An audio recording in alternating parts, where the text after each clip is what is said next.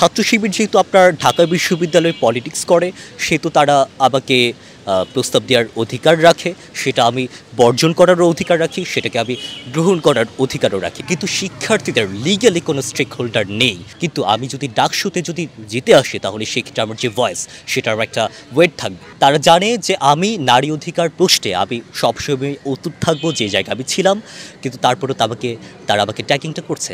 আমার মতো ছেলেকে 10 দিনের মধ্যে ব্রেন ওয়াশ করা মনে হয় খুব একটা বেশি সোজা না। তো প্রথমত 1 বছরের মধ্যে আপনার সব কিছু বাস্তবায়ন করা সম্ভব না।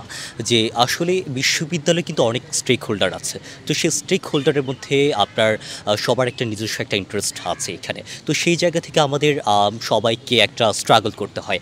আমাদের যে শিক্ষার্থী যারা আছেন তাদেরকে অনেকভাবে শিক্ষকদের দিক থেকে আমরা স্ট্রাগল করতে হয়, অথরিটির কাছ থেকে স্ট্রাগল করতে হয়। রেজিস্টার বিল্ডিংয়ে আমাদের জানেন আমাদের কথা হচ্ছে একটা লর্ড। ওয়ালটন এখন দেশের সীমানা পেরিয়ে পৌঁছে গিয়েছে 50টিরও বেশি দেশে।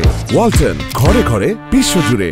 তারা এমন একটা ভাব নিয়ে থাকে। তো সেই জায়গা থেকে কিন্তু শিক্ষার্থীদের লিগ্যালি কোনো স্টেক হোল্ডার নেই। যেই জায়গা থেকে আমাদের যে ভয়েসটা, লিগ্যাল ভয়েসটা, সেটা কিন্তু আপনার নেই। সেটা ইনশিওর করতে পারে একমাত্র ডাকসু। আমি মনে করি সেখানে আমি আমার ভয়েসটা আমি দিতে পারবো, আমি কথা বলতে পারবো, সেই নেতৃত্ব আমি দেওয়ার সক্ষমতা রাখি। এবং আমি মনে করি যে আমি যদি এখন রাজুতে 100 বার চিল্লাই, 1000 বার চিল্লাই, কিন্তু আমি যদি ডাকসুতে যদি জিতে আসি, তাহলে সেক্ষেত্রে আমার যে ভয়েস, সেটার একটা ওয়েট থাকবে। সেই জায়গা থেকে মূলত ডাকসু নির্বাচনে অংশ নেওয়ার একটা সিদ্ধান্ত। দেখুন, মতাদর্শের বিষয়টা অবশ্যই আলাদা, তাই না? আমি যদি আপনাকে একটা উদাহরণ দিই, আপনার ভারতের মধ্যে আপনার তৃণমূল কংগ্রেস এবং কংগ্রেস তারা কিন্তু আপনার সেন্ট্রালে জোট করে, তারা কিন্তু আপনার লোকসভায় কিন্তু জোট করে, আবার তারা কিন্তু রাজ্যে আপনার বিধানসভায় কিন্তু তারা আবার আপনার বিরোধী দল। তো সেই জায়গা থেকে আমার শতভাগ আপনার মতাদর্শের ক্ষেত্রে আমার অমিল থাকতে পারে, কিন্তু আমরা একটা জায়গায় ঐক্যে পৌঁছেছি, সেটা হচ্ছে আমরা যারা শিক্ষার্থী আছে, আমাদের যে অধিকার, সেই অধিকারের প্রশ্নে আমরা একত্র হয়েছে এবং যেখানে আমরা ঐক্যে পৌঁছেছি একটা বিচল জায়গায়। এবং ডাকসু তো সেই কেন্দ্রিক কাজ। আমরা তো ডাকসুতে জিতে এসে আমরা তো কাউকে বলবো না যে আপনারা সবাই বোরকা পড়েন, আপনাদেরকে 5 ওয়াক্ত নামাজ পড়তে হবে, এরকম মতাদর্শ তো আমরা চাপিয়ে দিব না। আমরা তো অবশ্যই অধিকার নিয়ে কাজ করবো, তাই না? সেই জায়গা থেকে মূলত আমরা একটা জায়গায় পৌঁছেছি, যেটাই আমাদের কাজ, সেই জায়গা থেকে আমরা একসাথে কাজ করতে পারি এবং সেই জায়গা থেকে মূলত জোট। ট্যাগিংয়ের শিকার আমি হচ্ছি বলতে কি, এটা আমার কাছে মনে হচ্ছে যারা আসলে বুঝে শুনে আমাকে জানে, আমি আসলে আমার কমেন্টের বিরুদ্ধে যাব না, তারা জানে, কিন্তু তারপর ইচ্ছা করে তারা আমাকে ট্যাগিংটা করছে। তারা জানে যে আমি নারী অধিকার প্রশ্নে আমি সবসময় অতুট থাকবো যে জায়গায় আমি ছিলাম, কিন্তু তারপরেও তারা আমাকে ট্যাগিংটা করছে। তাদের সাথে আমার কথা হয়, কিন্তু রাজনৈতিকভাবে তারা আমাকে ট্যাগিং করতে হবে, আমাকে হারাতে হবে, তাই তারা করছে। কারণ তারা আমাকে কিন্তু প্যানেলে যাওয়ার জন্য আমাকে তারা প্রস্তাব দিয়েছিল।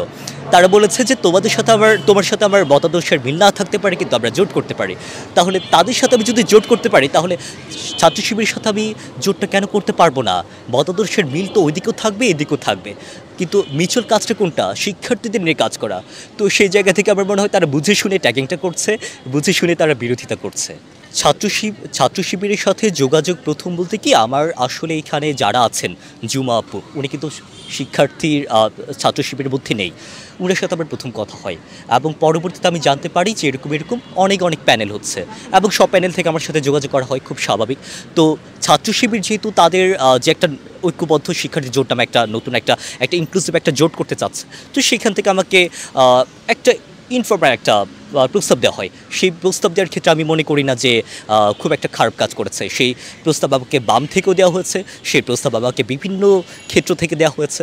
তো ছাত্র শিবির যেহেতু আপনার ঢাকা বিশ্ববিদ্যালয়ে পলিটিক্স করে, সেহেতু তারা আমাকে প্রস্তাব দেওয়ার অধিকার রাখে, সেটা আমি বর্জন করারও অধিকার রাখি, সেটাকে আমি গ্রহণ করার অধিকারও রাখি। যেহেতু এটা জোট, এটা কোনো দলীয় আদর্শিত না, আমি কোনো রিলিজনে কনভার্টও হইনি, আমি তাদের দ্বারা কোনো মতাদর্শে ইনফ্লুয়েন্সড হইনি। তো জোটের ক্ষেত্রে আমি যাব কি যাব না, সেই সিদ্ধান্ত নেওয়ার আমি অধিকার রাখি বলে আমি মনে করি। ছাত্র শিবিরের সাথে আমি যোগদান করেছি কি না, আচ্ছা, প্রথমত আমি কিন্তু গত 10 দিন আগেও আমি শিবিরকে ক্রিটিক করেছি। আমি জানি না যে আমার মতো আমি যথেষ্ট আমি মনে করি আমি নিজেকে নিয়ে খুব বেশি গর্ববোধ করি না, কিন্তু আমি আমার জ্ঞানের উপর যথেষ্ট আমি সক্ষমতা রাখি এবং বিশ্বাস রাখি। সেই জায়গায় আমার মতো ছেলেকে 10 দিনের মধ্যে ব্রেন ওয়াশ করা মনে হয় খুব একটা বেশি সোজা না। তো সেই জায়গা থেকে আমি বলছি যে আগামীকাল যদি শিবির আপনার খারাপ কাজ করে থাকে, আমি কালকেও ক্রিটিক করব, পরশু ক্রিটিক করব। এবং আমি বলছি যে সেই ক্রিটিক করাটা কিন্তু আপনার সাজানো না। অবভিয়াসলি আমার ভয়েস দেখে আবার কথা শুনে মনে হবে যে এটা অথেন্টিক, তখন আপনার বিচার করেন যে আমি অথেন্টিকভাবে আমি তাদের আপনার ক্রিটিক করছি কি না। প্রথমত 1 বছরের মধ্যে আপনার সব কিছু বাস্তবায়ন করা সম্ভব না, তাই আমি মিথ্যা প্রতিশ্রুতির দিকে যাচ্ছি না। আমি একদম এটা ক্লিয়ার করে রাখি। এই কথার মাধ্যমে অনেকে নিরুৎসাহিত হতে পারে, আমাকে ভোট নাও দিতে পারে, কিন্তু এটা বাস্তবতা, এটা মেনে নিতে হবে। আমি যদি বলি যে মেয়েদের জন্য আমি একটা হল করে দেবো 1 বছরের মধ্যে, কি সম্ভব? আপনার অনেক কিছু তো মানে দাবি তোলা থেকে শুরু করে প্রশাসনকে বাধ্য করা, আপনার বাজেট পাস হয়ে আসা, এরকম অনেক অনেক বিষয় আছে। আমরা কিন্তু ভয়েসটা এভরি সেকেন্ড আমরা সেটা বজায় রাখতে পারি, আমরা সেই দাবিটা তুলে রাখতে পারি, আমরা সেটা নিয়ে কাজ করতে পারি। কিন্তু যে সকল সমস্যাগুলো আছে যেগুলো আপনার খুব স্বল্প সময়ের মধ্যে সমাধান করা যায়, সেগুলো নিয়ে আমরা কাজ করব। এই যে আপনি দেখেন আমি নিজে কিন্তু ভুক্তভোগী, আপনার সাথে যে আমি কথা বলছি আমি এখনও খাওয়া দাওয়া করি নাই, কারণ পুরো ক্যাম্পাসের মধ্যে না আপনার হাকিম চত্বরে যে 45 টাকার যে খিচুড়ি দেওয়া হয়, সেখানে যে আপনার যে চিকেনের যে পিস দেওয়া হয়, আমি একটা কুকুরকে যদি আমি একটা চিকেনের পিস দিতে যাই, সেখান থেকে বড় একটা পিস আমি দিব। তো সেই জায়গা থেকে এইগুলোর আপনার কাজ করতে খুব বেশি সমস্যা হবে না, সেগুলো আমরা কাজ করব।